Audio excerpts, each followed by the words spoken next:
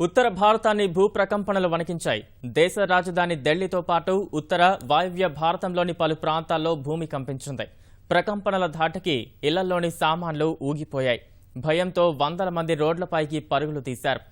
ఆఫ్ఘనిస్తాన్లోని హిందూకుష్ పర్వత పంక్తుల్లో 190 కిలోమీటర్ల లోతున భూకంప కేంద్రం ఉన్నట్లు గుర్తించిన ఎన్జీఆర్ఐ శాస్త్రవేత్తలు భూకంప లేఖినిపై 7.5 తీవ్రత నమోదైనట్లు తెలిపారు. మధ్యాహ్నం 2 గంటల 45 నిమిషాలకు ప్రకంపనలు చోటు చేసుకున్నాయి. హర్యానా, హిమాచల్ ప్రదేశ్, పంజాబ్ తదితర రాష్ట్రాల్లోని అనేక ప్రాంతాల్లో 5 నిమిషాల పాటు ప్రకంపనలు సంభవించినట్టు తెలుస్తోంది. ఢిల్లీలో మెట్రో రైలు సేవలు నిలిచిపోయాయి. జమ్మూ కాశ్మీర్లో ప్రకంపనల తీవ్రత మరింత ఎక్కువగా ఉన్నట్టు తెలుస్తోంది. జమ్మూ కాశ్మీర్లో సమాచార వ్యవస్థకు తీవ్ర ఆటంకాలు ఏర్పడ్డాయి. భూకంపంతో వాయువ్య పాకిస్తాన్లో 4 మృతి చెందగా మరికొందరు గాయపడ్డట్లు తెలుస్తోంది. ప్రకంపనల తీవ్రత ఎక్కువగానే ఉందంటున్న అధికారులు నష్ట ప్రభావము ఎక్కువగానే ఉంటుందని అంచనా వేస్తున్నారు.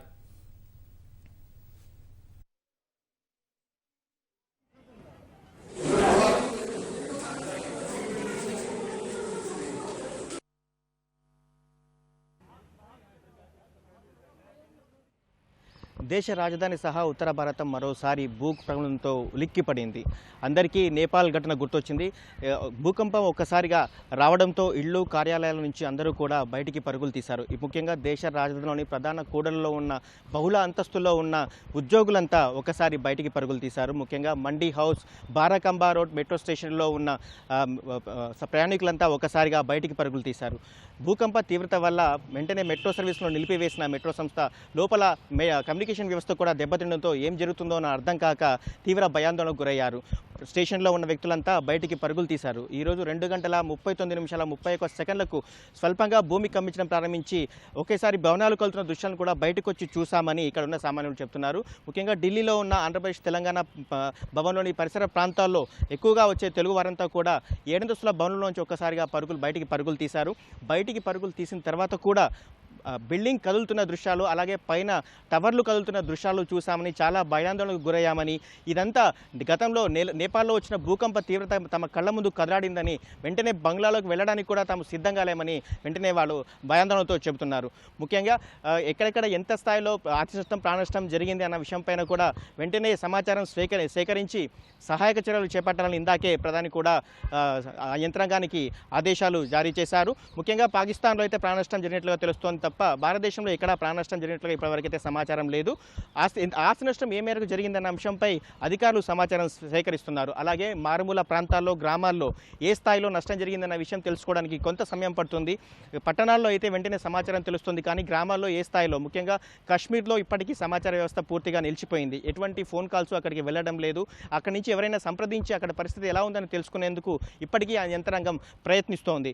మొత్తంగా చూసినట్లయితే ఒక్కసారిగా దేశ రాజధాని సహా ఉత్తర భారతం మొత్తం భూకంప తీవ్రత వల్ల మరొకసారి ఉలిక్కి పడింది అని చెప్పుకోవచ్చు. Over to studio.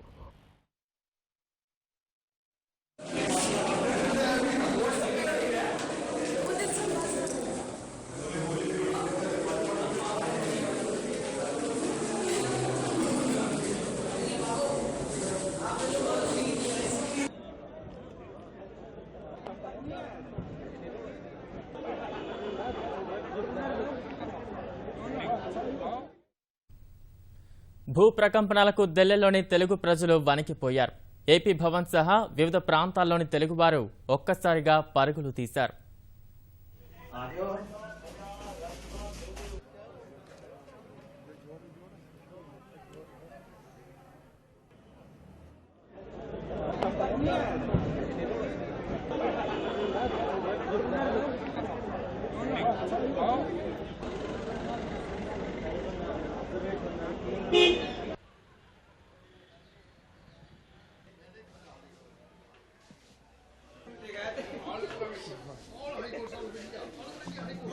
చూసామని, ఇప్పటికీ తాము బిల్డింగ్లోకి వెళ్ళాలంటే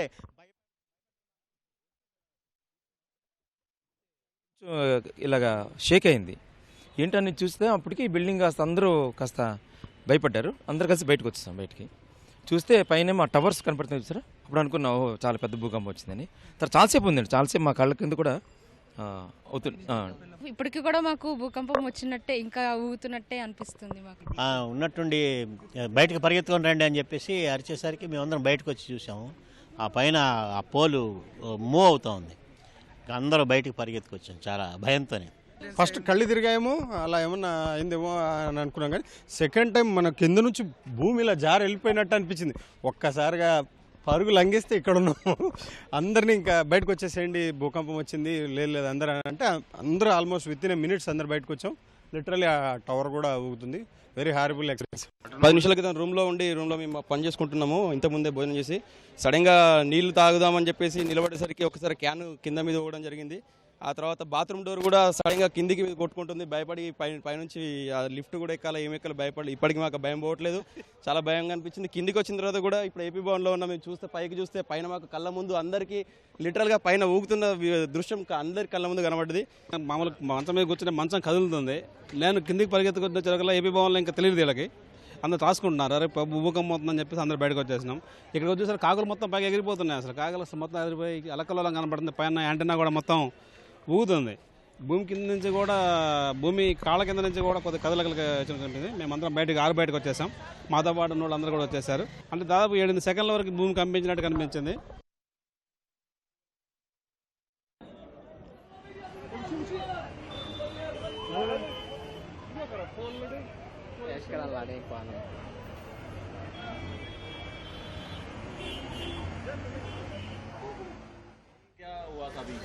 बहुत तेज उछाल के झटके आए हैं, 1 मिनट तक आए।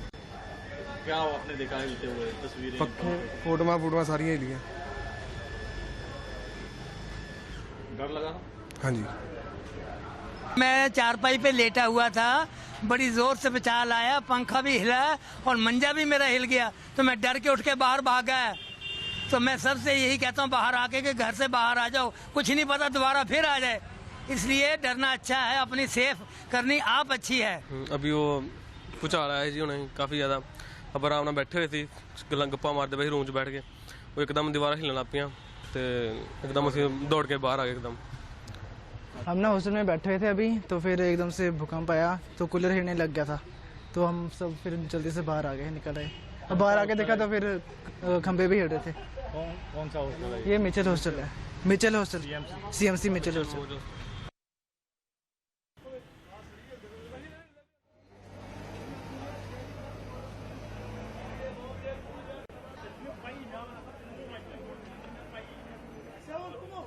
जिस तरह की शिद्दत यहाँ पे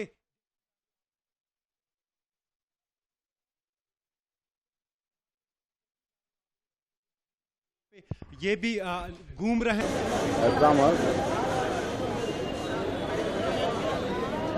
2 मिनट बात कर सकते हैं? तो ये लगाओ।